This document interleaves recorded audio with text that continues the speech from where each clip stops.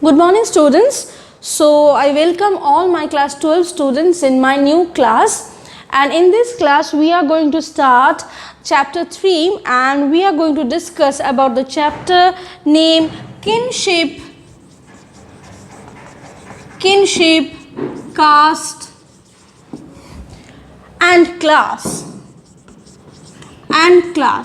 And this class will be the introduction class or the introductory class. This class will be the introduction or the introductory class of this chapter. In our previous chapters we have seen that during the time period of 1200 years, that is 6th century BCE to 6th century CE, how the states of India have developed. We have seen that how the Indian states, the concept of Indian kingship, the emperors, the kings, they have developed. Okay, and in this chapter we will see how the society is developing. The ancient Indian society, how it's developing. In this chapter we are going to look into that, and in that case we are going to take the help of one of the very important book of Indian history or Indian culture, that is the Mahabharata.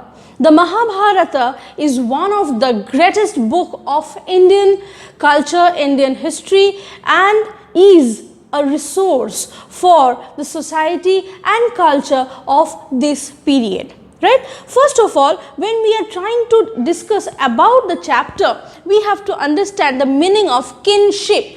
What is the meaning of kinship? Kingship, we know. Kingship means ruling system, right? But this means kin.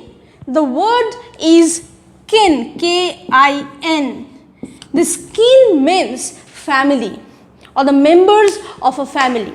Like you know that in Brahmanical Hindu period or the Brahmanical Hindu culture, we have a word called relatives.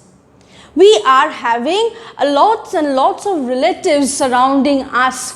Some of are from our father's side, some of are from our mother's side. They all our relatives, and this big group of relatives are known as one family. Right? That group of relatives, that group of family is known as kin. That means that in this chapter we are going to understand the relationship between different relations of the family. That means what were the relation with a parent and a child in ancient India?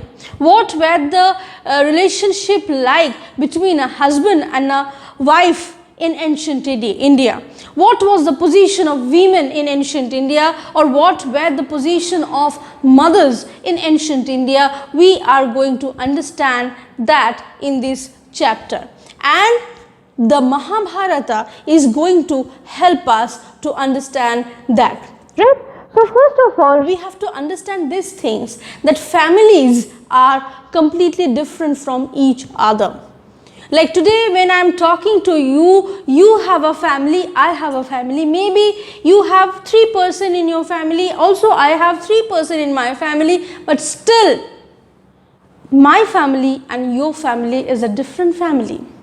Because families are different with the number of the members, with the work of the members, and with the relationship of the members. What does it mean? That maybe my family has only 3 members, but your family has 5 members.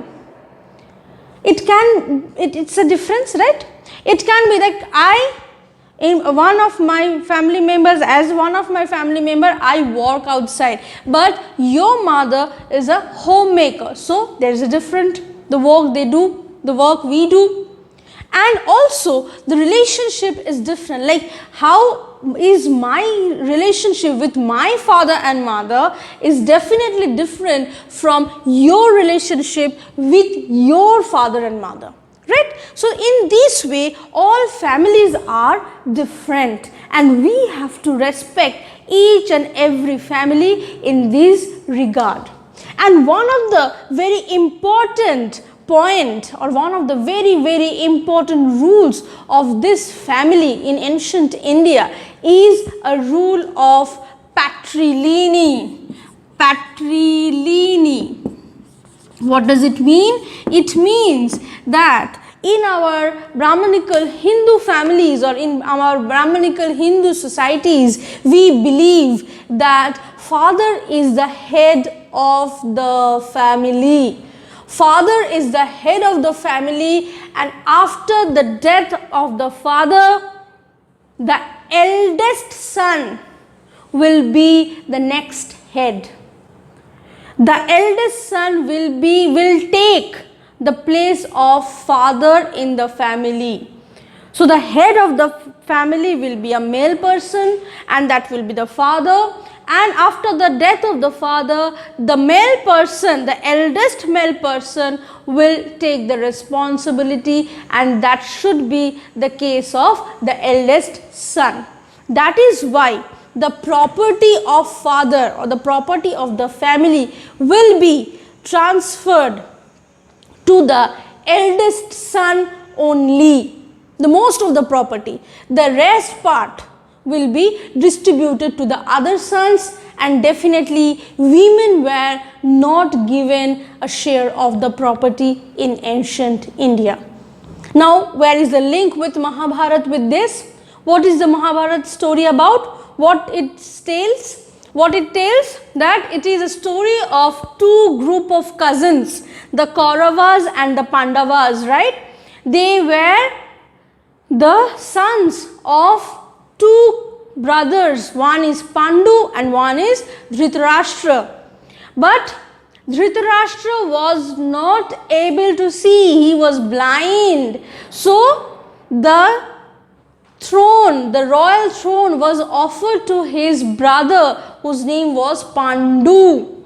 And now Dhritarashtra had 100 sons, and Pandu had 5 sons, who were known as Kauravas and Pandavas, right? So then, after the death of Pandu, who died very early, then the prince, all the princes, they were very young. So again Dhritarashtra sat on the throne. Being a blind man, he ruled the country, he ruled the empire. And now the question was, who is going to take the throne next? The sons of Dhritarashtra or the sons of Pandu? So here Duryodhan was there, and there Yudhishthir was there, the eldest of the two cousins. They were fighting among themselves, and the fighting took place in a big battlefield known as Kurukshetra, right? And the Pandavas were the winning team, and they got the right to rule the empire, that is the Kuru Empire. And this Kuru Empire, in the last chapter you have seen that the Kuru Empire did exist. The Kuru Empire was one of the Mahajanapadas which were there in North India, right? So that is why we can justify Mahabharat is as an historical book, as an historical text, right? So that is how the kin and the patrilineal exist, okay? And with this we come to an end of this class, and in my next class we will discuss detail into the relationship between different relations and different caste, and definitely the classes. Thank you.